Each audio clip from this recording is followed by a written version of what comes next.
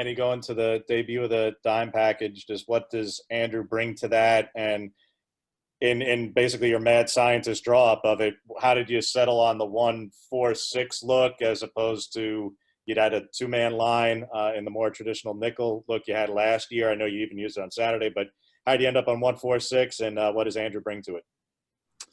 Well, we had a lot of time off this off season because of the COVID, and so it gave a lot of time to study and watch and learn and look at some different things. And just really ultimately, it's about what fits our players, what fits what we're trying to do here at Oregon. And so we were able to come together with some things, and obviously, it was good to get to use some of that stuff last week, and obviously continue to build off of it and move forward. So Andrew Follew, I'm guessing you're referring to, is he's done an unbelievable job in camp, and his ability to do multiple things, and because he's transitioned his body into an edge player, and his mobility and flexibility and ability to move in space, he's done a really good job in camp. And so for him to be able to jump in there and handle some of those new things was awesome. AJ Jacobson, Rivals. Coach, your unit had some standout performances, obviously, on Saturday. But I was wondering, now that you've seen the film, did you feel like earned some extra playing time based on the game they played on Saturday? Yeah, I mean, as the season goes, I mean, that's typical. Guys will increase. Obviously, with that, there's only 11 on the field, so guys will decrease. But ultimately, the competition every single day is about being 1-0 and being our best and growing forward. And we got a lot of young players that are going to continue to improve and grow over the course of this season. Some of the young guys that played a fair amount. Obviously, Noah's gotten a lot of attention for his performance, and he did a great job, and we're looking forward for his continued growth as well. And there's a bunch of young guys or new guys. Andrew Follew was another guy that was out there. Drew Mathis was out there a lot. Obviously working to continue to build roles for a lot of other people as well. Eric Scopel, 247 Sports. I guess what kind of conversations do you have with Verone after the targeting call, and then kind of the difficulties of replacing him, at least in the first half against Washington State? Right. I mean, that's tough. Verone's playing fast, physical. I mean, it's down there in the red zone. We're trying to get a stop, keep him out of the end zone, and it's obviously just it's a bang bang play. And so the physicality, the mentality, and all that has got to always be there. We just got to try to coach up the finer points about how to keep ourselves out of those situations. But that's a bang bang play, and again, he's playing the game with the intent to try to keep him out of the end zone. And so we just got to lower our strike zone a little bit there and make sure that we're not that high when we strike. Ryan Thorburn, Register Guard. And I realized that Hawaii and Boise State didn't play every year you were there, but I think you did face off against Rolovich in 2016. What kind of challenges does his run and shoot bring from Washington State? Well, I think people hear about run and shoot and they see the spread and think, oh, this is just going to be passing. But there are some run schemes that present some issues, and Rolo's committed to running the ball, and they've done a really good job with that. We saw that the other night in their game. And so, number one, I mean, always you got to handle the run game first. And then obviously within the run and shoot in the pass game, they play all 53 yards of that field, and they're going to spread you out, and they're going to use all the green grass. And so we got to do a really good job with our coverages and understanding our leverage and how we're playing our techniques. Julian Minenson, KZI. Obviously, Demo coming back this season was huge. I mean, where have you seen the biggest jump from last year to this year? Because he was, great on Saturday. And how important is he going to be on this coming Saturday? Every week, Demo plays into the boundary. He gets in the 3-by-1 sets, he gets the matchup against the X, which is typically one of the better wide receivers on the, opposing team. And so there's a lot of matchups back there. And obviously we're very excited about Demo's progress, and not only to where he's at right now, but obviously where he's going to continue to grow to. And not just as a player, but obviously personally as well. As a young man, we're really excited about his leadership and where he's going. and how he's going about the process in his business every week. And so we just need him to keep growing there. And, on the field wise, you can just see his movements are different. The way he's playing, his techniques are different. He feels really comfortable. His confidence is high, and we just got to keep growing off of that. Matt Preem, 247 Sports. What'd you learn about your linebackers this week and their performance, and kind of, I guess, what's important for them this week and against Washington State?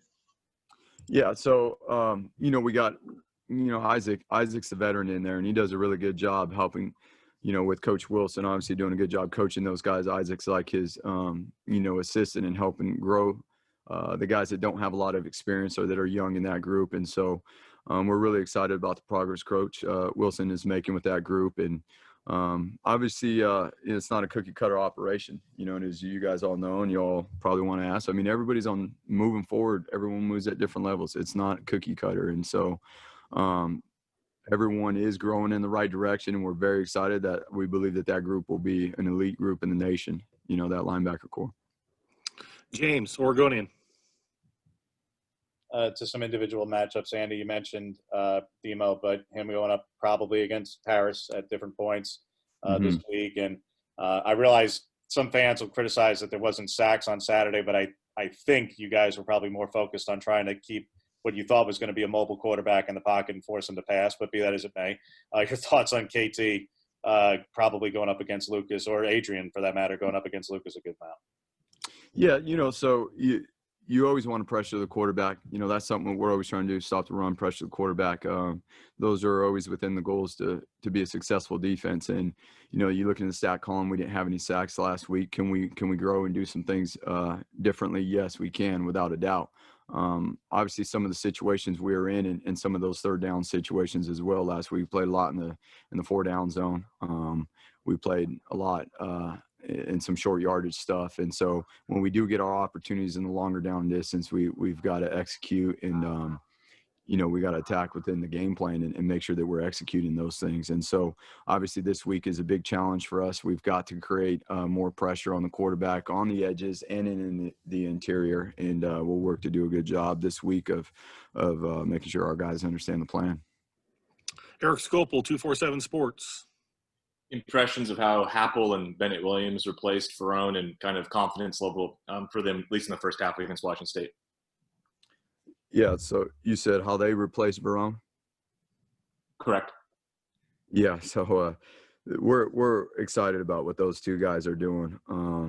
You know what, they both have come in and obviously because of the circumstances have had limited time with the team, but they're very intelligent football players. They understand what they're doing and they understand the defense, and they're very capable football players. And, part of that position too is being a quarterback back there in the secondary and being able to handle the communication and the operation and the pre-snap. And we're very confident in those guys. Ryan Thorburn, redshirt guard. Andy, what were your impressions of Washington State's quarterback? Obviously a freshman starting on the road, new system, new coach. How did he do?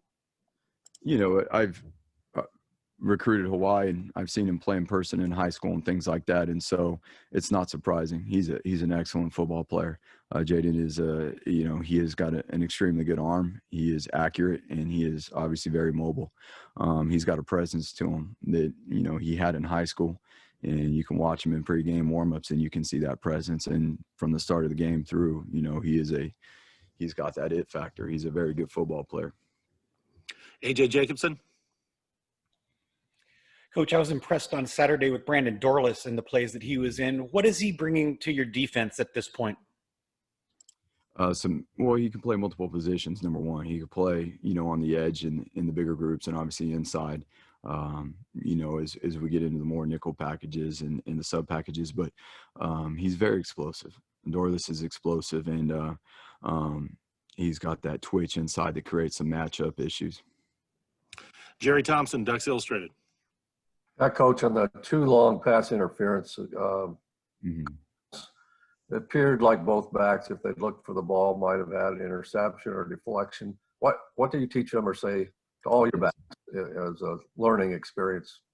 Yes, sir. No question. And is within the first game, I mean, there's a lot of things we got to grow on. You know, obviously this will be a point of emphasis. We're in great position a lot of the night on those deep balls. We just, we got to work that level 3 in the finish part and having the confidence we're in position to, play the ball. And we will. The guys understand that. They're excited to grow forward about, the positions they're in and how they can do it better. So they're excited about that. Coach Chance, is excited to get to work on that this week, and they'll do a good job of that. James? Kind of a follow that, Andy. What does Mike Hill have to do specifically? Because obviously he had a couple of breakups too. It's not just about one play, but there was the long pass for 38 yards too, beyond just a PI that was really kind of unnecessary. But what does he have to do specifically? Because against a team who will pass a good chunk, yes, sir. After that gets on tape, they're going to pick on him that much more if it's not corrected.